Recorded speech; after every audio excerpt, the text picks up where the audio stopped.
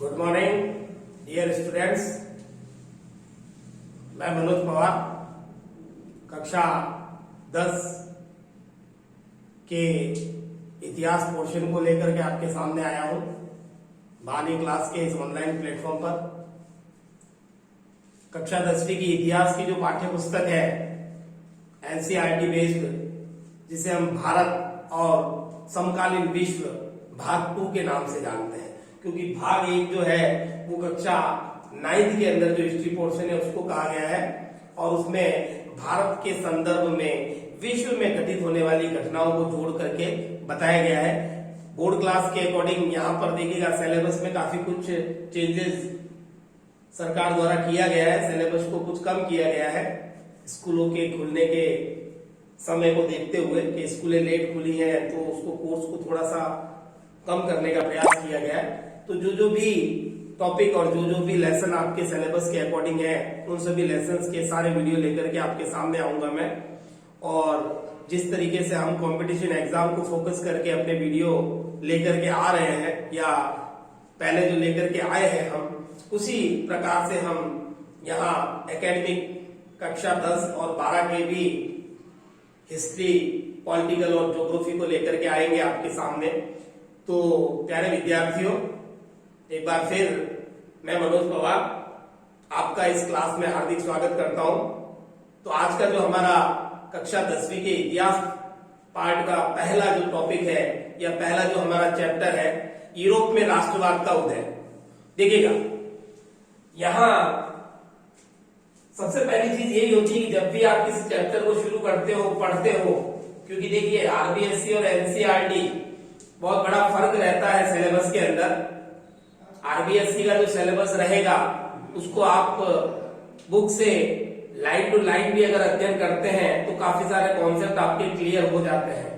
But अगर वास्तव में आप देखें कि कोई एक चैलेंजिंग सिलेबस रहता है टीचर के लिए और छात्र दोनों के लिए, तो वो होता है एनसीईआरटी का सिलेबस। निश्चित तौर पर आपको एक उचित मार्गदर्शन मिलना बहुत जरूरी होता है एनसीईआरटी के किसी भी टॉपिक को समझने के लिए। आपको जो भी अध्यापक वो टॉपिक बता रहे हैं, समझा रहे हैं, तो निश्चित तौर पर उस टॉपिक को उस रूप में समझना जरूरी होगा जिस रूप में आपको वो इजी वे में समझ में आ जाए। तो यहाँ देखेंगे हम यूरोप में राष्ट्रवाद का उदय। तो सबसे पहली चीज, क्योंकि मैं हमेशा जब भी किसी चैप्टर को स्टार्ट करता हूं तो उसके शीर्षक पर एक छोटी सी चर्चा जरूर करता हूं कि शीर्षक क्या कहता है, उसका जो चैप्टर का नाम है, टाइटल है। देखिएगा, यहाँ 2 शब्द मूल रूप से निकल करके आ रहे हैं। यूरोप, निश्चित तौर पर आप लोग जानते हैं, कक्षा 10 के विद्यार्थी हैं, इसलिए कि यूरोप एक महाद्वीप के रूप में अपनी एक अलग पहचान रखता था। चलिएगा, तो यूरोप में काफी सारे परिवर्तन जो विश्व के अन्य महाद्वीपों की तुलना में बहुत पहले और बहुत अधिक प्रभावी ढंग से हुए, चाहे वो औद्योगिकरण की बात कर ले हम, और यही इसी क्रम में हम बात करेंगे राष्ट्रवाद की। तो पहले हम समझेंगे कि राष्ट्रवाद है क्या। देखिएगा, एक टॉपिक और लेकर के आऊंगा मैं, भारत में राष्ट्रवाद। तो राष्ट्रवाद शब्द क्या है, तो ये राष्ट्र शब्द से मिलकर बना एक शब्द है राष्ट्र। राष्ट्र धनवाद, और वाद का तात्पर्य होता है एक ऐसा विचार, और वादी शब्द जब बन जाता है तो उस विचार से सहमति रखने वाले लोगों को, चाहे वे राष्ट्रवादी कह दीजिए, उदारवादी कह दीजिए, फांसीवादी कह दीजिए, नातीवादी कह दीजिए, तो ये उस विचार में आस्था रखने वाले लोगों के लिए शब्द प्रयुक्त किया जाता है। तो राष्ट्रवाद का तात्पर्य यहाँ मूल रूप से अगर हम समझे तो जिस राष्ट्र में हम रहते हैं उस राष्ट्र के प्रति अपनेपन का जो भाव होता है, अपनेपन का भाव कि ये राष्ट्र मेरा है और उसके लिए हम कुछ भी कर गुजरने के लिए तैयार हो, ऐसा जो भाव है वही राष्ट्रवाद है। क्योंकि प्रारंभिक समय की बात करें तो वर्तमान की तरह विश्व धरातल और विश्व के इस पटल पर वर्तमान राष्ट्र राज्य जिस प्रकार से हमें दिखाई देते हैं उस प्रकार के राष्ट्र राज्य नहीं हुआ करते थे। भारत के संदर्भ में भी अगर देखें हम तो भारत भी विभिन्न छोटी बड़ी रियासतों में और विभिन्न अलग अलग क्षेत्रीयताओं में बटा हुआ था। तो जिस क्रम में हम भारत को देखेंगे तो उसी को रिलेट अगर हम करते हैं कि अंग्रेजों के आने के बाद अंग्रेजों ने अपने प्रशासनिक उस ढांचे को मजबूत बनाने के लिए भारत को एक करने का प्रयास किया और उसी क्रम में भारत के विभिन्न स्थानीय क्षेत्रों के लोग एक दूसरे के संपर्क में आते हैं और उनमें अपनेपन का जो भाव पैदा होता है, वहीं से राष्ट्रवाद का उदय माना जाता है। तो यहाँ यूरोप वह महाद्वीप रहा जहां राष्ट्रवाद की शुरुआत या राष्ट्रवाद रूपी जो एक नई प्रकार की जो व्यवस्था देखने को मिलती है, उसकी शुरुआत यूरोप में होती है और इसकी प्रारंभिक घटना जो मानी जाती है वो मानी जाती है 1789 में घटित होने वाली एक महत्वपूर्ण घटना जिसे हम कहते हैं फ्रांसीसी क्रांति। फ्रांसीसी क्रांति जिसे हम जानते हैं फ्रांसीसी क्रांति के नाम से, वह महत्वपूर्ण घटना जो है वो 1789 में घटित होने वाली राष्ट्रवाद को इंगित करने वाली विश्व की सबसे पहली घटना मानी जाती है। देखिएगा यहाँ अध्याय की शुरुआत जो हो रही है वो एक चित्र से शुरुआत होती है। अध्याय को जैसे ही आप देखते हैं कि बुक को रिलेट में बहुत इंपॉर्टेंट रूप से करूंगा, बुक को रिलेट करना बहुत ज्यादा जरूरी है कि आपके एनसीईआरटी के अंदर कई ऐसी चीजें हैं जहां से प्रश्न निकल करके आते हैं जिसको हम कई बार नजरअंदाज कर जाते हैं, लेकिन ऐसा हम नहीं करेंगे बिल्कुल भी। तो पहला जो चित्र है देखिएगा, इस पाठ्य पुस्तक के अंदर जो 4 चित्रों की एक श्रृंखला बनाई है वो 1848 के अंदर एक फ्रांसीसी कलाकार है, फ्रांसीसी कलाकार, और उस फ्रांसीसी कलाकार का नाम क्या है? फ्रेडरिक सोरियू। फ्रेडरिक सोरियू नामक एक फ्रांसीसी कलाकार द्वारा 4 चित्रों की एक श्रृंखला बनाई गई है जो राष्ट्रवाद या राष्ट्र से संबंधित है। देखिएगा इस चित्र में क्या दर्शाया गया, इस चित्र में दर्शाया गया है यूरोप और अमेरिका के हर उम्र के स्त्री पुरुषों को जो कतारबद्ध होकर एक प्रतिमा के सामने से गुजर रहे हैं। ये एक प्रतिमा है, महिला रूपी एक प्रतिमा है जो यहाँ कहीं ना कहीं स्वतंत्रता को प्रदर्शित करती है और इस प्रकार से स्टेचू के सामने से लोगों का हर उम्र के महिला और पुरुषों का एक रेला, एक कारवां यहाँ से गुजर रहा है इस मूर्ति के सामने से। तो ये स्वतंत्रता की प्रतीक मानी गई है और सर्वप्रथम स्वतंत्रता के प्रतीक के रूप में एक महिला को प्रदर्शित किया है फ्रांसीसी क्रांति के अंदर। ये हम कक्षा 9 के अंदर जान चुके हैं। फ्रांसीसी क्रांति में स्वतंत्रता को एक महिला का रूप दिया गया है। चलिएगा, तो यहाँ बात करता हूं मैं कि कौन कौन से महाद्वीपों से संबद्ध लोग हैं यहाँ चित्र में। तो यूरोप और अमेरिका, यूरोप और अमेरिका के लोग कतारबद्ध रूप से इस स्वतंत्रता की प्रतिमा के आगे से गुजर रहे हैं, यानी जो इस प्रतिमा को क्रॉस करके आगे गुजर गए हैं वे एक राष्ट्र राज्य का रूप ले चुके हैं। और उस क्रम में 2 ही यहाँ हमें ऐसे समूह दिखाई देते हैं और इनकी पहचान कैसे हो रही है भाई ये फलाना जो समूह है वो किस राष्ट्र राज्य से संबंधित है, क्योंकि उनकी जो पोशाक और उनके हाथ में थामा हुआ जो ध्वज है उससे उनकी पहचान होती है। तो यहाँ पर ध्वज लहराते हुए हमें 2 समूह दिखाई देते हैं जिसका संबंध अमेरिका और स्विट्जरलैंड से है। जो इस चित्र को बनाया कलाकार ने तब तक अब स्वतंत्र एक राष्ट्र राज्य का स्वरूप ले चुके थे जो यहाँ नेतृत्व करते हुए दिखाई देते हैं। उसके पीछे फिर हमें जर्मनी के, ऑस्ट्रिया के 2 सिनसिनियो राजशाही प्रदेशों के, Lombardy, Ireland, Poland, England, Hungary आदि के जन समूह दिखाई देते हैं जो इस स्वतंत्रता प्राप्ति के लिए निरंतर प्रयासरत है और उनमें राष्ट्रवाद का भाव विकसित हो चुका है। और यही इस प्रतिमा के सामने पुरानी निरंकुश राजतंत्र के टूटे फूटे अवशेष बिखरे पड़े हैं। यानी कि इस चित्र के माध्यम से राष्ट्रवाद को और राष्ट्र से जुड़े हुए भावना को बड़े प्रबल तरीके से दर्शाया गया है। तो चित्र किसने बनाया? बहुविकल्पीय प्रश्न, ऑब्जेक्टिव पैटर्न रहेगा एग्जाम का, तो बिल्कुल एक सीधा सा सवाल यहाँ से पूछा जा सकता है कि वह चित्र जो राष्ट्रवाद को प्रभावी ढंग से प्रदर्शित करता है कक्षा 10 की पाठ्य पुस्तक में वो चित्रों की श्रृंखला किस कलाकार द्वारा बनाई गई है? तो फ्रांसीसी कलाकार फ्रेडरिक सोरियू द्वारा बनाई गई है, जिसमें स्वतंत्रता को एक महिला के रूप में प्रदर्शित किया गया है। यहाँ एक कारवां गुजर रहा है जो राष्ट्र यहाँ पर अमेरिका और स्विट्जरलैंड एक ध्वज को फहराते हुए दिखाई दे रहे हैं, वो राष्ट्र राज्य का स्वरूप प्राप्त कर चुके हैं। उसके पीछे जर्मनी, ऑस्ट्रिया, हंगरी, रूस, ऑस्ट्रिया के बाद में हंगरी हो गया, लॉम्बार्डी हो गया, आयरलैंड हो गया, इंग्लैंड हो गया, ये सभी देश जो है वो उस पथ पर अग्रसर हैं। ये चित्र का भाग यही है और इस प्रकार के बनाए गए सोरियू के इन चित्रों को एक नाम दिया गया है कई बार एग्जाम के अंदर इस प्रकार के नए शब्दों को भी रिलेट करके क्वेश्चन बनाकर पूछ लिया जाता है। तो यहीं पर मैं वो क्लियर कर देता हूं। वो शब्द कहलाता है कल्पनादर्श, कल्पनादर्श, और जिसे हम कहेंगे यूटोपिया। यूटोपिया या कल्पनादर्श का क्या तात्पर्य होता है? तो यूटोपिया या कल्पनादर्श का मतलब होता है एक आदर्शवादी कल्पना, आदर्शवादी कल्पना, ऐसी कल्पना जो बहुत आदर्श दिखाई देती है लेकिन जिसका वास्तविक जीवन में संभव होना या वास्तविक जीवन में उसका यथास्थिति में आना संभव नहीं है, कि ऐसी परिस्थितियां नहीं बन सकती। देखिएगा सभी राष्ट्र राज्यों को पंक्तिबद्ध तरीके से बताया गया कि एक के पीछे एक राष्ट्रवाद के भाव से प्रेरित होकर के वे लोग स्वतंत्रता के पथ पर अग्रसर हो रहे हैं और पुरानी राजशाही जो निरंकुशता की प्रतीक थी उनको ध्वस्त करते हुए आगे बढ़ रहे हैं। लेकिन ऐसा नहीं होता है, संभव नहीं है। स्त्री पुरुष हर उम्र के पुरुष और महिलाओं को साथ साथ दिखाया गया, लेकिन ऐसा नहीं है, क्योंकि फ्रांस की क्रांति के पश्चात भी वहां की नेशनल असेंबली को चुनने का जो अधिकार दिया गया था वो सक्रिय नागरिकों को दिया गया था। सक्रिय नागरिक किसे कहेंगे?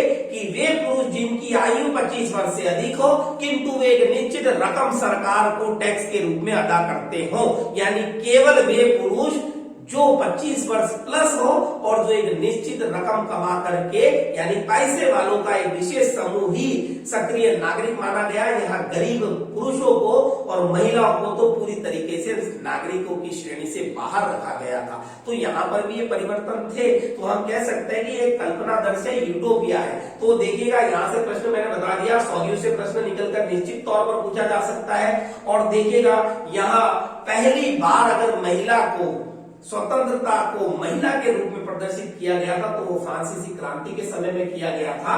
ये बिल्कुल याद रखने वाली बात है। अब देखिएगा राष्ट्रवाद क्या होता है ये मैं क्लियर कर चुका हूँ। राष्ट्र के प्रति अपनेपन का भाव, कुछ करने का भाव, मर मिटने का भाव कब होगा? जब उस राष्ट्र को हम अपना मानेंगे। तो राष्ट्र के लिए क्या आवश्यक शर्तें होती हैं? पुराने समय से चलन में आती है कि शर्तें क्या है? जिनकी समान भाषा हो, समान नस्ल के लोग हों और समान धर्म और क्षेत्र में विश्वास करते हैं, ऐसे क्षेत्र विशेष में रहने वाले लोग एक राष्ट्र के निवासी माने जा सकते हैं।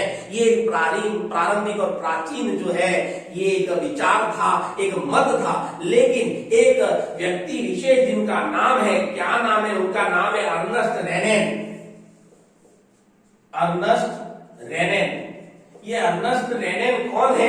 ये एक फ्रांसीसी विद्वान है, फ्रांसीसी विद्वान। और इन्होंने अपने राष्ट्र की एक अलग ही परिभाषा दी है। उन्होंने कहा है कि राष्ट्र का मतलब केवल समान भाषा, समान धर्म, समान क्षेत्र और समान नस्ल के संबंध रखने वाले लोग राष्ट्र के सदस्य नहीं होते या उसे हम एक राष्ट्र नहीं कह सकते। उनके अनुसार देखो, ये भी प्रश्न कई बार जब एनसीईआरटी बुक चलती थी तो हाईलाइट किया जाता था कि अर्नस्ट रेनेन जो है उनके अनुसार राष्ट्र क्या है? तो राष्ट्र का तात्पर्य समान नस्ल या भाषा से संबंधित बिल्कुल भी नहीं है। उन्होंने कहा कि राष्ट्र एक बहुत बड़ी और एक व्यापक एकता का परिणाम है। व्यापक एकता, देखिएगा जब कोई राष्ट्र राज्य का स्वरूप प्रदान करता है, जब राष्ट्र राज्य का स्वरूप लेता है तो वहां रहने वाले प्रत्येक व्यक्ति की सहमति भी होनी आवश्यक है। लेकिन ऐसा कभी भी इतिहास में नहीं हुआ है। यानी राष्ट्र तब माना जाएगा जब वहां निवास करने वाले हर एक व्यक्ति की इच्छाओं का सम्मान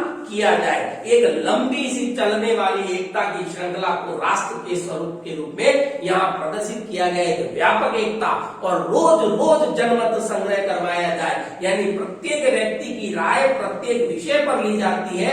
ऐसे क्षेत्र में रहने वाले लोगों को एक राष्ट्र का या एक राष्ट्र समूह का नागरिक माना गया। किसके द्वारा? अर्नस्ट रेनेन के द्वारा। चलिएगा आगे बात करता हूं मैं फ्रांसीसी क्रांति। देखिएगा कक्षा 9 के अंदर ये जो पहला चैप्टर था फ्रांसीसी क्रांति, उसको यहाँ यूरोप में राष्ट्रवाद के उदय से संदर्भ करना आवश्यक है, क्योंकि उसके अनुसार ही हम समझ पाएंगे कि यूरोप में राष्ट्रवाद का क्या स्वरूप था। देखिएगा फ्रांसीसी क्रांति शॉर्ट में मैं आपको इसका इंट्रोडक्शन दे देता हूँ। 1789 में घटित होने वाली एक महत्वपूर्ण घटना, और ये घटित किसके विरुद्ध हुई थी? ये हुई थी साहब निरंकुश राजतंत्र के विरुद्ध। निरंकुश राजतंत्र था वो निश्चित रूप से एक राजा भी रहा होगा, बिल्कुल एक राजा था। 1774 में गद्दी पर बैठा था बूरबो राजवंश। राजवंश कौन सा था, ये भी प्रश्न इंपॉर्टेंट है कि साहब फ्रांस में कौन सा राजवंश राज करता था, बूरबो राजवंश। और उस बूरबो राजवंश का एक शासक जिसका नाम था लुई सोलवे, और लुई सोलवे 1774 के अंदर गद्दी पर बैठता है और इसी लुई सोलवे का विवाह होता है ऑस्ट्रिया की राजकुमारी मैरी एंटोइनेट के साथ। मैरी एंटोइनेट जो कहां की राजकुमारी है, ऑस्ट्रिया। बिल्कुल नाइन को पूरा का पूरा रिपीट नहीं करूंगा, सिर्फ इन शॉर्ट देखेंगे हम। तो ये एक निरंकुश राजतंत्रात्मक व्यवस्था थी, लेकिन यहाँ 1789 के अंदर बास्तिल के किले पर जुलाई 14 के अंदर आक्रमण होता है। बास्तिल के किले को ध्वस्त किया जाता है क्रांतिकारियों के द्वारा। राजा का निरंकुश राजतंत्र समाप्त होता है और एक संवैधानिक राजतंत्र की शुरुआत होती है, संवैधानिक राजतंत्र की। लेकिन यहाँ कक्षा 10 के अंदर हम डायरेक्ट यही देखते हैं कि निरंकुश राजतंत्र को हटा करके जनता ने, क्रांतिकारियों ने शासन अपने हाथ में ले लिया। लेकिन मैं फिर से रिकॉल करूंगा कि निरंकुश राजतंत्र के बाद फ्रांस में जो व्यवस्था आई थी उसे कहा गया था संवैधानिक राजतंत्र। संवैधानिक राजतंत्र के बाद जो शासन व्यवस्था फ्रांस में आई वह क्रांतिकारी या आतंक का राज कहा जाता है, आतंक का राज। और इसके जो नेता थे उनका नाम क्या था, उनका नाम था मैक्सिमिलियन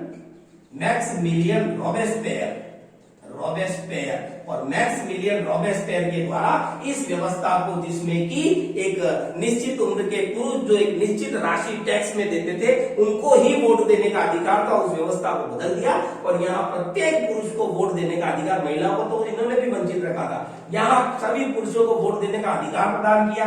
लेकिन इनका जो शासन था बड़ा ही आतंकपूर्ण शासन था। इन्होंने अपने विरोधियों को, अपने से सहमति न रखने वाले लोगों को गिलोटिन पर चढ़ा कर मार दिया। इस प्रकार की व्यवस्था, तो काफी सारे लोग जो इनके सहमति में थे, इनके समर्थक थे, वो भी इनके विरुद्ध हो जाते हैं। इस पीरियड के बीच में संवैधानिक राजतंत्र के बाद जो क्रांतिकारी शासन व्यवस्था प्रारंभ होती है फ्रांस में, तो मैक्सिमिलियन रॉबेस्पियर की क्रांतिकारी सरकार राजा और रानी दोनों को भी फांसी पर चढ़ा देती है, मौत के घाट उतार देती है। फिर इस मैक्सिमिलियन रॉबेस्पियर से परेशान होकर इसके सहयोगी भी इसे गिलोटिन पर चढ़ाकर इसकी भी हत्या कर देते हैं। फिर शासन किसी एक शक्ति में, एक व्यक्ति में केंद्रित न हो, इसके लिए यहाँ पर 5 सदस्यीय डायरेक्टरी का शासन स्थापित किया जाता है।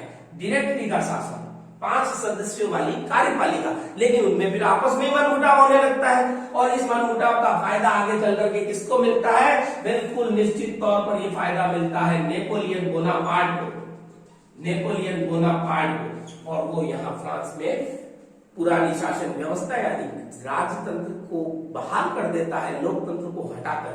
ये लोकतंत्रात्मक या संवैधानिक जो व्यवस्था थी उसको पलटकर नेपोलियन द्वारा पुनः कौन सी व्यवस्था लागू कर दी जाती है, यहाँ पुनः राजतंत्र की स्थापना कर दी जाती।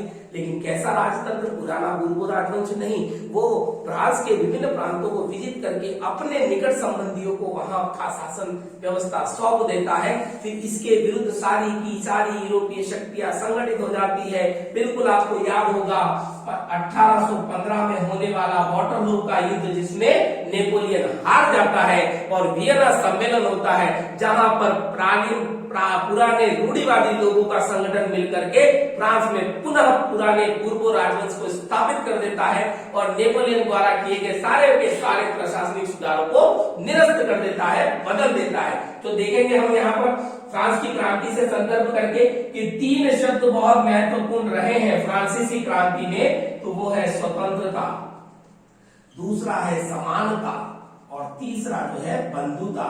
हमने भारतीय संविधान में भी इन 3 शब्दों का समावेश प्रस्तावना के अंदर किया है, चलेगा। फिर उसके बाद में फ्रांसीसी क्रांति के दौरान वो कौन कौन से महत्वपूर्ण कार्य हुए जिनकी वजह से फ्रांसीसी लोगों के बीच में राष्ट्रवाद का भाव पैदा हुआ, उनमें राष्ट्रवाद की भावना का विकास हुआ, वो कौन से कार्य थे जो क्रांतिकारियों द्वारा। ये भी प्रश्न कई बार एनसीईआरटी जब सिलेबस चलता था उस समय में थ्योरिकल क्वेश्चन के अंदर ये प्रश्न भी कई बार पूछा गया है कि फ्रांस में क्रांतिकारियों द्वारा वे कौन से परिवर्तन किए जिनके द्वारा वहां रहने वाले आम लोगों में राष्ट्रवाद की भावना को प्रबलता मिलती है। तो वो कौन कौन से कार्य जो इनके द्वारा किए गए। पहली चीज तो फ्रांस के लिए पितृभूमि शब्द का प्रयोग, पितृभूमि जैसे शब्दों का प्रयोग। फिर फ्रांसीसी झंडा, फ्रांसीसी झंडा जिसे तिरंगा कहते हैं उनके शब्दों में, 3 रंग से बना हुआ फ्रांसीसी झंडा, ये प्रतीक बना फ्रांस का।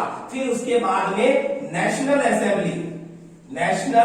असेंबली के लिए चुनाव, या नेशनल असेंबली के लिए चुनाव कौन भाग लेता था? सक्रिय नागरिक। मैं पहले क्लियर कर चुका हूं, सक्रिय नागरिकों में कौन कौन नहीं थे? तो महिलाएं नहीं थी, प्लस गरीब मजदूर या गरीब पुरुष भी नहीं थे, यानी पैसे वाले पुरुषों का ग्रुप ही सक्रिय नागरिक कहलाता था। इस नेशनल असेंबली का पुराना नाम था एस्टेट जेनरो, और इसका निर्वाचन जब होने लगा तो इसी का नाम बदल करके कर दिया नेशनल असेंबली। इसके अलावा विभिन्न प्रकार की शपथ ली जाती थी क्रांतिकारियों द्वारा। उसके बाद में क्रांति जो 1789 में हुई थी, उसमें शहीद जो हुए हैं उन शहीदों का गुणगान, ये सारे वो कार्य थे जिसने फ्रांस के लोगों में राष्ट्रवाद की भावना को प्रबलता प्रदान की। शहीदों का गुणगान, उसके अलावा फ्रांस में रहने वाले सभी लोगों के लिए समान कानून का प्रयोग, उसके अलावा जो पहले फ्रांस के विभिन्न क्षेत्रों में आयात और निर्यात शुल्क लगते थे, यानी फ्रांस ही के क्षेत्र में पड़ने वाले अलग अलग क्षेत्रों में लगने वाले आयात निर्यात शुल्क को समाप्त कर दिया। देखिएगा बहुत इंपॉर्टेंट रहेगा, आयात निर्यात शुल्क को समाप्त कर दिया। उसके बाद में आगे जब नेपोलियन द्वारा जो नेपोलियन संहिता लागू की गई थी, उसके क्रम में भी मैं आपको बताऊंगा कि उसने क्या क्या परिवर्तन किए थे। तो नाप तोल की समान इकाई, पहले फ्रांस के विभिन्न क्षेत्रों में नाप तोल की अलग अलग इकाइयां थी, तो वहां व्यापार करना, फ्रांस के एक भाग से दूसरे भाग में जाकर व्यापार करना भी बड़ा मुश्किल होता था। चलिएगा, उसके बाद में बात करेंगे अपन भाषा। तो संपूर्ण फ्रांस के अंदर फ्रेंच भाषा को महत्व दिया गया, और जो स्थानीय बोलियां थी, स्थानीय बोलियां उनको महत्व न देकर फ्रेंच भाषा को महत्व दिया गया। तो हमने देखा कि किस प्रकार फ्रांसीसी क्रांति के दौरान ये सारे कार्य किए गए, जिससे लोगों में राष्ट्रवाद की भावना को मजबूती मिली, प्रबलता मिली। इसमें हमने पितृभूमि जैसे शब्दों का प्रयोग, तिरंगे का प्रयोग, और विभिन्न प्रकार की शपथ, और साथ ही साथ विभिन्न प्रकार की स्तुतियां और शहीदों का जो यशगान जो किया जाने लगा, उसकी वजह से काफी फर्क पड़ा राष्ट्रवाद पर। आज हम देखेंगे कि उस क्रांति के परिणाम स्वरूप न केवल फ्रांस बल्कि फ्रांस के बाहर भी उन क्रांति के विचारों का बहुत ज्यादा प्रचार और प्रसार हुआ, और जो फ्रांसीसी क्रांतिकारी थे उन क्रांतिकारियों ने एक अपना लक्ष्य निर्धारित किया कि वे संपूर्ण यूरोप के अंदर नए नए राष्ट्र राज्यों के निर्माण में सहयोग प्रदान करेंगे, और यूरोप में जहां जहां निरंकुश शासन व्यवस्था है उसको समाप्त करने में वहां के लोगों की मदद करेंगे। यानी कि उन क्रांतिकारी का उद्देश्य क्या हो गया? यूरोप से निरंकुश शासन व्यवस्था को समाप्त करना और उन नए नए राष्ट्र राज्यों के निर्माण में सहायता प्रदान करना। यानी नए राष्ट्र राज्यों का अगर निर्माण वहां के लोग चाहते हैं तो उसमें मदद कौन करेगा? फ्रांसीसी क्रांतिकारियों द्वारा मदद की जाएगी। और इसी विचार को एकीकार करके, इसी विचार को अंगीकार करके कई ऐसे राज्य या ऐसे यूरोप के हिस्से थे, क्योंकि उस समय राष्ट्र राज्य जैसी कोई चीज तो थी नहीं, तो ऐसे लोग जो इन विचारों से सहमति रखते थे, उन्होंने अपने यहाँ स्थानीय स्तर पर काफी लोगों ने नए नए प्रयास किए। जैकोबिन क्लबों का निर्माण धीरे धीरे होने लगा। वो आगे की बात है, मैं आपको आगे बताऊंगा, देखिएगा। तो ये दौर रहा है 1790 तक का। 1790 तक पूरे यूरोप में फ्रांसीसी क्रांति का जोर शोर से प्रचार और प्रसार होता है। लेकिन अब एक इंपॉर्टेंट चीज, 1804 के समय में क्या होता है साहब? फ्रांस में एक बार पुनः नेपोलियन द्वारा राजतंत्र की स्थापना हो जाती है। वैसे ये तानाशाह मान सकते हैं, लेकिन राजतंत्रात्मक शासन व्यवस्था स्थापित होती है, और जो लोकतंत्र एक कम समय के लिए आया था, क्रांतिकारियों द्वारा लाया गया था, उसे पुनः समाप्त कर दिया जाता है। लेकिन ये जो राजतंत्र था, ये पुराने रूढ़िवादी राजतंत्र की तरह निरंकुश राजतंत्र नहीं कहा जा सकता, बल्कि इस नेपोलियन द्वारा कई ऐसे सुधार के कार्य भी किए गए।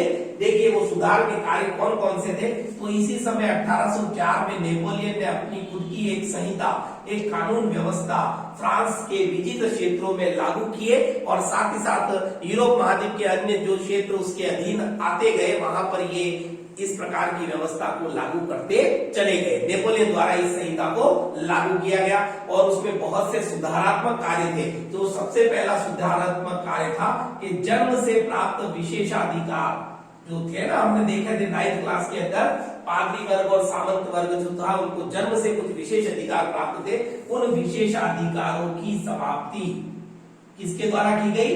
नेपोलियन संहिता के द्वारा। उसके अलावा नेपोलियन ने अपनी संहिता में कानून के समक्ष सबको बराबरी प्रदान की, यानी कानून के समक्ष सभी बराबर है। उसके अलावा उसने संपत्ति के अधिकार को सुरक्षित किया, संपत्ति अधिकार सुरक्षित किया। नेपोलियन द्वारा संपत्ति के अधिकार को भी सुरक्षित किया गया। उसके अलावा किसानों के लिए और ग्रामीण क्षेत्रों के लिए उसने क्या कार्य किया? सामंती व्यवस्था को समाप्त कर दिया, सामंती व्यवस्था समाप्त।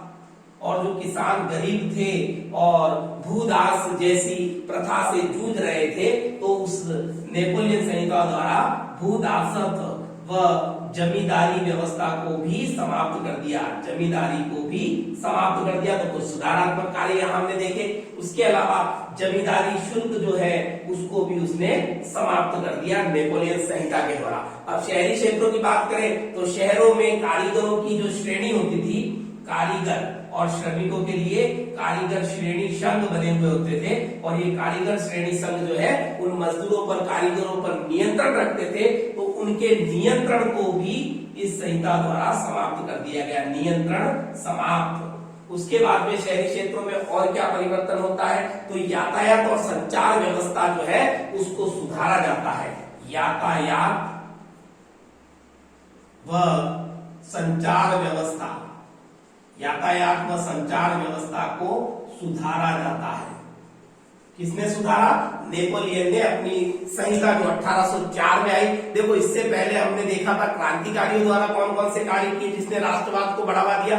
यहाँ हम देख रहे हैं नेपोलियन द्वारा किए गए प्रशासनिक सुधार। वैसे था तो वो राजतंत्र व्यवस्था, लेकिन उसमें काफी सारे प्रशासनिक सुधार हुए, काफी सारी ऐसी चीजें भी की गई जिसके द्वारा यूरोप में एक राष्ट्रवाद का नया स्वरूप हमको देखने को मिलता है। जैसे कि पूरे यूरोप में अलग अलग प्रकार के नाप तोल की इकाइयां प्रचलन में थी, तो नेपोलियन द्वारा माप और तोल की मानक इकाइयां तय की गई जो उसके विभिन्न क्षेत्रों में लागू की गई। उसके अलावा राष्ट्रीय मुद्रा की अवधारणा लेकर के आता है नेपोलियन। राष्ट्रीय मुद्रा, क्योंकि अलग अलग क्षेत्रों में अलग अलग प्रकार की मुद्राओं का प्रचलन था, उसके कारण क्या नुकसान होता था? वस्तु और पूंजी का आवागमन जो है वो बाधित होता था। एक क्षेत्र से दूसरे क्षेत्र में अगर व्यापार के लिए जाना होता था तो अलग अलग प्रकार की मुद्राएं प्रचलन में थी, माप तोल की इकाइयां अलग अलग थी, तो माल बेचने और खरीदने वालों को बहुत ज्यादा तकलीफ का सामना करना पड़ता था। तो नेपोलियन संहिता के द्वारा क्या किया गया? एक जैसी नाप तोल और उसके साथ ही एक जैसी मुद्रा। तो उसके कारण क्या सुविधा मिली शहरी क्षेत्रों में? वस्तु व पूंजी का आवागमन अब आसान हो गया। आवागमन कैसा हो गया? आसान हो गया, क्योंकि एक मुद्रा और नापतोल की इकाइयां समान। तो देखिएगा इस प्रकार के जो परिवर्तन लेकर के आया था नेपोलियन, तो कहीं यूरोप के कई ऐसे क्षेत्र थे जहां इस व्यवस्था को सहर्ष स्वीकारा गया नेपोलियन की, और नेपोलियन द्वारा किए गए इन परिवर्तनों का स्वागत किया गया। लेकिन कहीं कहीं पर तो नेपोलियन के इन सुधारों का पुरजोर विरोध हुआ, और विशेष करके ऐसा विरोध करने वाले जो लोग थे वो रूढ़िवादी कहवा था। और रूढ़िवादी का तात्पर्य आपको पता ही है, जो पुरानी व्यवस्थाओं से जुड़े रहते हैं, चिपके रहते हैं, तो मिली जुली प्रतिक्रिया देखने को मिलती है। और मिली जुली प्रतिक्रिया में देखिएगा कुछ नेगेटिव पॉइंट भी रहे हैं नेपोलियन संहिता के द्वारा या नेपोलियन के शासनकाल में। उसमें देखो, एक तो बहुत ज्यादा बढ़े हुए कर, बहुत ज्यादा कर लगा दिए गए। उसके अलावा सेंसरशिप, सेंसरशिप क्या होती है कि सरकार जो काम कर रही है उसको किसी भी माध्यम से, विशेष करके संचार माध्यमों से, पत्र पत्रिकाओं के माध्यम से उस सरकार के कार्यों की आप आलोचना नहीं कर सकते हैं। यानी सरकार की इजाजत के बिना आप समाचार पत्रों में कुछ नहीं लिख सकते। ऐसा ही एक नियम भारत में भी आया था। है ना। तो भारत के अंदर जो ये व्यवस्था आई थी 1878 के अंदर, जिसको वर्नाक्यूलर प्रेस एक्ट के नाम से जाना जाता है, प्रेस की स्वतंत्रता को छीन लिया गया था। तो इसी प्रकार से नेपोलियन ने भी सेंसरशिप कानून लागू कर दिया। उसके अलावा फ्रांस की जो है लोगों की जबरन भर्ती सेना में करना प्रारंभ कर दिया, क्योंकि नेपोलियन का उद्देश्य था यूरोप महाद्वीप को विजिट करना, और इसने फ्रांसीसी सेना में लोगों की जबरन भर्ती शुरू कर दी। तो इन 3-4 ऐसे पॉइंट्स की वजह से इसका विरोध भी हुआ। लेकिन अगर बेसिकली हम देखें तो नेपोलियन संहिता ने काफी सारे प्रशासनिक सुधारात्मक कार्यों को आगे बढ़ाया और उन सुधारों को किया। देखिएगा, अब हम बात करेंगे राष्ट्रवाद यूरोप में किस प्रकार से प्रसारित हुआ, किस प्रकार से फैला। तो वर्तमान में जैसे हम राष्ट्र राज्य देखते हैं, इटली, जर्मनी, इस प्रकार के राष्ट्र राज्य अपने अस्तित्व में नहीं थे, यानी राष्ट्र राज्यों का निर्माण तब नहीं हुआ था। देखिएगा, और राष्ट्र राज्य नहीं थे तो क्या था, यानी कि कोई सामूहिकता की भावना लोगों के बीच में नहीं थी। वे अलग अलग प्रकार की भाषा और बोलियों का प्रयोग करते थे। यानी यूरोप महाद्वीप की बात कर ले तो यूरोप महाद्वीप के विभिन्न इलाकों में रहने वाले लोगों के बीच में कोई ऐसी एक चीज नहीं थी जो उनमें सामूहिकता का भाव पैदा करे। और जब तक लोगों में सामूहिकता की भावना नहीं होगी तब तक लोगों में राष्ट्रवाद पैदा नहीं हो सकता। तो राष्ट्र राज्य नहीं थे, राष्ट्र राज्य आज के जैसे नहीं थे। उसके अलावा उनके बीच में किसी प्रकार की कोई सामूहिकता पैदा करने वाली वस्तु भी नहीं थी। केवल एक ही बात थी जो उन्हें जोड़े हुए थी, और वो थी केवल कौन सी बात, राजा के प्रति निष्ठा। यानी कि वे एक ही राजा के अधीन है, यही एक कॉमन बात उनके अंदर थी। बाकी उनकी भाषाएं अलग अलग थी। कुलीन वर्ग के लोग मूल रूप से फ्रेंच भाषा का प्रयोग करते थे। जन साधारण जो था, वो आम लोग जो थे, वो स्थानीय बोलियों का प्रयोग करते थे। तो ऐसा कोई कारण नहीं था कि वे लोग अपने आप को एक दूसरे से जुड़ा हुआ पाते या एक दूसरे से जुड़ा हुआ महसूस करते। तो यानी यहाँ ये क्लियर होता है कि यूरोप महाद्वीप के अंदर अलग अलग हिस्सों में रहने वाले लोगों की संस्कृतियां अलग अलग थी, उनकी भाषा बोलियां अलग अलग थी, उनका कल्चर अलग अलग था। सिर्फ एक ही कॉमन चीज थी, और वो क्या थी कि एक समान राजा के वे सभी अधीन थे। तो राजा के प्रति निष्ठा ही एक ऐसी चीज थी जो सभी में कॉमन थी। उसके अलावा हर चीज उनके अंदर अलग अलग थी। देखिएगा, वहां कौन कौन से सामाजिक वर्ग थे। तो सबसे पहले बात करूंगा मैं कुलीन वर्ग की, जिसको हमने फ्रांस की क्रांति में भी पढ़ा है, सामंती वर्ग भी कह सकते हैं। एक प्रकार का हम कह सकते हैं आर्थिक स्थिति के आधार पर मजबूत वर्ग। तो कुलीन वर्ग के लोगों की संख्या कितनी थी, तो संख्या निश्चित तौर पर कम ही होगी। धनिक लोगों की संख्या कम थी, लेकिन अधिकांश जमीन के मालिक कौन थे, कुलीन वर्ग के लोग, जमीन के मालिक। यानी कि गांवों में अगर बात कर दे तो काश्तकारी जमीन जो थी, जिस पर कृषि होती थी, उसमें से अधिकांश जमीन के मालिक जो थे वो कुलीन वर्ग के लोग थे। और शहरों के अंदर भी उन्होंने अपने रहने के लिए आलीशान हवेलियों का, बड़े बड़े भवनों का निर्माण करवा रखा था। यानी शहर में भी इनका वर्चस्व था और गांवों में भी इनका वर्चस्व था। जमीन इनके पास ज्यादा है, लेकिन इस जमीन पर खेती करने वाले जो किसान हैं, उनका जमीन पर कोई मालिकाना हक नहीं था, बल्कि वे इनकी ही जमीन पर खेती करते थे। यानी कि एक प्रकार से कह देते हैं इनकी जमीन पर खेती करने वाले मजदूरों के रूप में वो कार्य करते थे। लेकिन उनकी संख्या बहुत अधिक थी, लेकिन आर्थिक स्थिति के आधार पर उनकी स्थिति बहुत ही दयनीय थी। ये तो बात होगी साहब कुलीन वर्ग की। कुलीन वर्ग के साथ कौन सा वर्ग जुड़ा है, कृषक वर्ग। और ये कृषक वर्ग कैसा है, भूमिहीन, इनके पास अपनी जमीन नहीं है। लेकिन फिर देखिएगा, यूरोप महाद्वीप के अलग अलग क्षेत्रों में, और विशेषकर मैं बात करूंगा इंग्लैंड की, जहां पर सर्वप्रथम औद्योगिकरण की शुरुआत होती है। तो औद्योगिकरण के आने के बाद में सामाजिक व्यवस्था में क्या परिवर्तन आता है, औद्योगिकरण, और औद्योगिकरण के फलस्वरूप होता है शहरीकरण।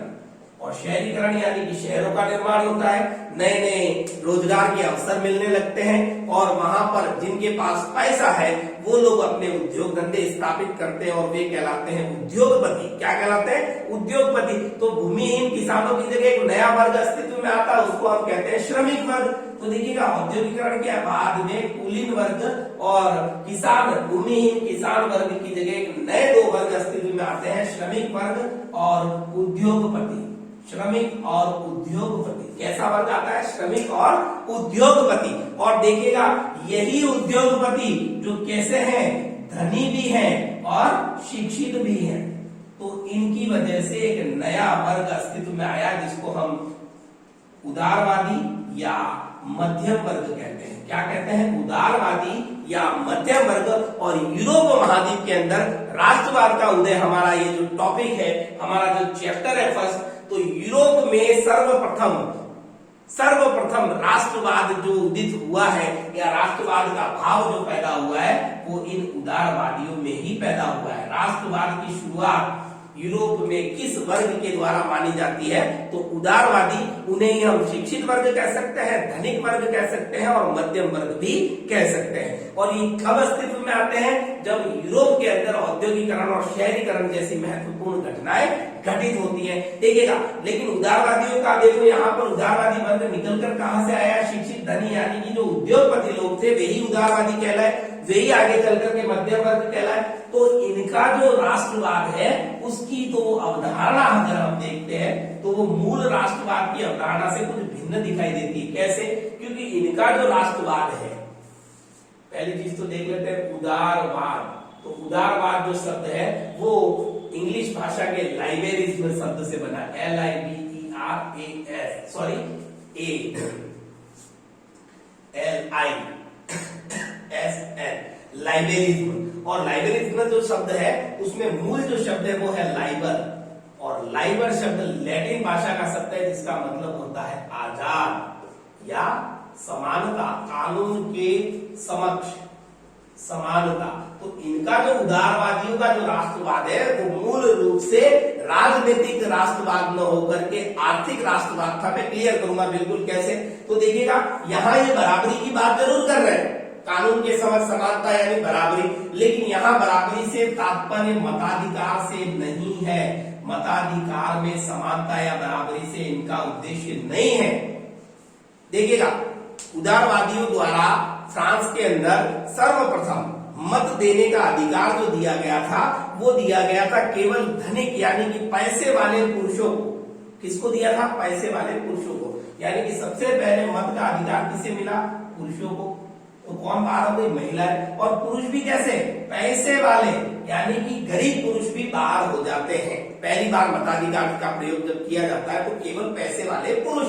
और फिर जब यहाँ पर फ्रांस के अंदर क्रांतिकारियों की सरकार आती है, यानी कि जैकोबिन क्लब की सरकार बनती है, जैकोबिन, तो वो सभी वयस्क पुरुषों को मत देने का अधिकार दे देते हैं। तो यहाँ भी सिर्फ पुरुषों को मिला है, लेकिन जब नेपोलियन आता है तो वो वापस उस विशेषाधिकार मत देने के उस अधिकार को, गरीब लोगों के मताधिकार को, यानी राजतंत्र में तो मत देने की व्यवस्था है ही नहीं, तो पुनः उस व्यवस्था को समाप्त कर देता है। महिलाओं को यहाँ पर भी एक तरह से अलग रखा जाता है। तो गरीब और महिलाओं की क्या हुई? सर्वथा उपेक्षा की जाती है। और एक लंबी लड़ाई लड़ने के बाद में महिलाओं को मत देने का अधिकार फ्रांस के अंदर प्राप्त होता है। तो यहाँ देखेंगे हम कि जो उदारवादियों का जो राष्ट्रवाद है उसमें भी मत देने के समानता का कहीं कोई जिक्र नहीं है। फिर देखिएगा, जैकोबिन क्लब आता है, वो सभी वयस्क पुरुषों को दे देता है, लेकिन नेपोलियन द्वारा पुनः उस मत व्यवस्था को समाप्त कर दिया जाता है। उदारवादियों का राष्ट्रवाद मूल रूप से आर्थिक क्षेत्र के लिए लाया गया था। आर्थिक क्षेत्र में राष्ट्रवाद का क्या तात्पर्य रहा? तो इनका उद्देश्य था कि पूंजी का आवागमन सरलता से हो, और पूंजी के आवागमन में बाधा क्या थी? राज्य का बहुत कड़ा नियंत्रण, यानी सरकार का जो नियंत्रण है, सरकार का या राज्य का जो नियंत्रण है उसको खत्म कर दिया जाए, सरकार के नियंत्रण को समाप्त कर दिया जाए, ताकि क्या आसानी से हो सके? पूंजी का आवागमन, यानी कि धन का आवागमन आसानी से हो सके, ऐसी व्यवस्था करना ही आर्थिक राष्ट्रवाद था उदारवादियों के अनुसार। देखिएगा, और इसी क्रम में नेपोलियन ने क्या किया? सर्वप्रथम जर्मन भाषी राज्यों के अंदर, ये जर्मन भाषी राज्य हैं, ऐसे जर्मन भाषी राज्यों को मिलाकर 39 राज्यों का एक महासंघ बनाया। कैसा बनाया? 39 राज्यों का एक महासंघ बनाया जाता है नेपोलियन द्वारा। और वहां पर कितने प्रकार की, वहां पर देखिएगा, हर राज्य की अपनी अलग मुद्रा थी, अलग नाप थी, अलग तोल था, और सीमा शुल्क लगता था। अब देखो, इसको बहुत अच्छे एग्जांपल से हम समझेंगे। स्थिति देखिएगा कि एक ही, जैसे आज वर्तमान में हम देखते हैं जर्मनी एक राष्ट्र राज्य के रूप में, एक देश के रूप में, लेकिन ये बात तब की है जब जर्मनी राष्ट्र राज्य के रूप में अस्तित्व में नहीं आया था। तो जर्मनी के अंदर ही इन 39 अलग अलग राज्यों ने मिलकर महासंघ बनाया। तो हर राज्य की, इस 39 राज्यों का जो महासंघ है, हर राज्य की अपनी अलग मुद्रा, हर राज्य के नाप तोल की इकाई अलग अलग, और हर राज्य के अंदर एंटर करने के लिए टैक्स देना पड़ता था, सीमा शुल्क देना पड़ता था। यानी कि इस स्थिति को ऐसे समझते हैं कि कोई व्यक्ति जर्मनी के इस भाग से माल लेकर निकलता है यहां तक बेचने के लिए, और मान लीजिए कि उसके पास में 100 किलो माल है। कितना माल है? 100 किलो। अब जब वो यहाँ एंटर हुआ तो नापतोल की इकाइयां सब जगह अलग अलग है, उसके अकॉर्डिंग टैक्स देना पड़ता था। तो इसका 100 किलो माल यहाँ पर 100 किलो की यूनिट गिनी जाती थी। लेकिन जब ये दूसरे राज्य में, तो यहाँ नापतोल की इकाई अलग है, तो मान लेते कि यहाँ उसके माल 90 किलो ही माना गया। देखिएगा कैसा होता है, ये मैं बताता हूं, देखो समझ लीजिएगा कि 1000 ग्राम बराबर 1 किलोग्राम। तो यहाँ उसके पास 100 किलोग्राम माल है, लेकिन ये यूनिट 1000 ग्राम बराबर 1 किलोग्राम यहाँ मानी गई है। लेकिन यहाँ मान लेते हैं कि उनकी यूनिट होगी 900 ग्राम बराबर 1 किलो, तो कहीं पर 800, तो कहीं पर हो सकता है 1200 ग्राम बराबर 1 किलो। तो हर जगह उसके माप की इकाई बदल जाएगी, इसी अनुसार उस पर लगने वाला टैक्स भी हर जगह बदल जाएगा। तो एक ही माल को अलग अलग क्षेत्रों में ले जाने के लिए उसको अलग अलग टैक्स देने पड़ रहे हैं उस माल के अकॉर्डिंग। तो ये बहुत बड़ी अव्यवस्था दिखाई देती है। देखिएगा, समझिएगा, माल उसके पास में 100 किलो है, लेकिन उस 100 किलो की यूनिट कब मानी जाती है? 1000 ग्राम बराबर 1 किलो। इस यूनिट के हिसाब से उसके पास 100 किलो माल था, लेकिन कहीं पर 900 ग्राम बराबर 1 किलो माना गया है, कहीं पर 1200 ग्राम बराबर 1 किलोग्राम। तो इस प्रकार से उसको हर जगह अलग अलग टैक्स देना पड़ता था। ये एक बहुत बड़ी बाधा मानी जाती है, और उसका समाधान निकाला गया 1834 के अंदर। कैसे निकाला जाता है? ये भी एक प्रयास प्रशा की पहल पर। किसकी पहल पर? प्रशा की पहल पर। देखिएगा, प्रशा की पहल पर कुछ जर्मन राज्य या जर्मन भाषी राज्यों ने एकीकृत होकर के एक संघ बनाया। 1834 में एक शुल्क संघ का निर्माण किया, जिसको कहा जाता है जोलवेराइन शुल्क संघ। जोलवेराइन शुल्क संघ का निर्माण किया जाता है, और इसके अंदर जो अधिकांश जर्मन भाषी राज्य हैं वो शामिल होते हैं। और किसकी पहल पर शामिल होते हैं? तो ये सब होते हैं प्रशा की पहल पर। किसकी पहल पर? प्रशा की पहल पर।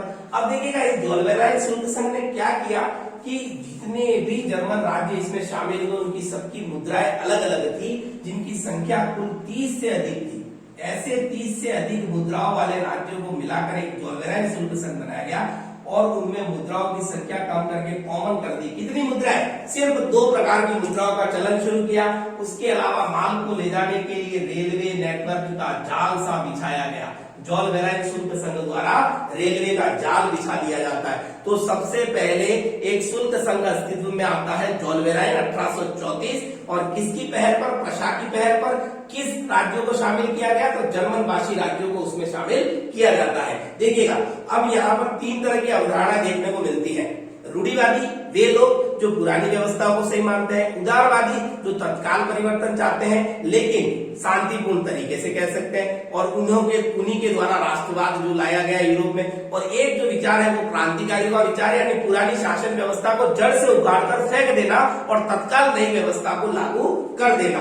तो इस प्रकार तीनों तरह की व्यवस्थाएं फ्रांस में हमको देखने को मिलती है। देखिएगा, 1815 के बाद में रूढ़िवादियों का एक नया स्वरूप हमको देखने को मिला। रूढ़िवादियों का नया स्वरूप देखिएगा, 1815 क्यों इंपॉर्टेंट है? क्योंकि 1804 से लगाकर 1815 तक का जो काल था उसको हम नेपोलियन का काल कहते हैं। कौन सा काल कहते हैं? नेपोलियन का काल। लेकिन 1815 में क्या होता है? वाटरलू का युद्ध। कौन सा युद्ध? वाटरलू। और इस युद्ध के अंदर कुछ यूरोपीय शक्तियां, जिसमें ऑस्ट्रिया है, कौन कौन सी शक्तियां? ऑस्ट्रिया है, रूस है, उसके अलावा हम देखते हैं ब्रिटेन है, प्रशा है, इन सब ने मिलकर सामूहिक रूप से वाटरलू के युद्ध में नेपोलियन को परास्त कर दिया। और उसी क्रम में 1815 के अंदर इन सभी ने मिलकर के वियना नामक स्थान पर एक सम्मेलन का आयोजन किया। सम्मेलन वियना सम्मेलन के नाम से जाना जाता है, जिसकी अध्यक्षता किसने की थी? ऑस्ट्रिया के चांसलर जिनका नाम है ड्यूक मैटरनिक द्वारा एक नए जो वियना सम्मेलन की जो है कहते हैं संचालन किया या उसकी अध्यक्षता की है ड्यूक मैटरनिक द्वारा, जो कि ऑस्ट्रिया से बिलोंग करते हैं, ऑस्ट्रिया के चांसलर है।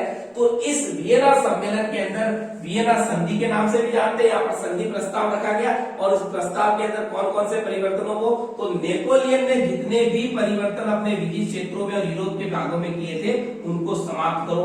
नेपोलियन द्वारा लाए गए सभी बदलावों को समाप्त किया गया। फ्रांस में पुनः बुर्बो राजवंश की स्थापना, लुई 16वें हमने देखा है 9th क्लास के अंदर, तो बुर्बो राजवंश को पुनः स्थापित करो, यानी कि इनका उद्देश्य यही था रूढ़िवादियों का कि पुरानी शासन व्यवस्था को पुनः लाया जाए।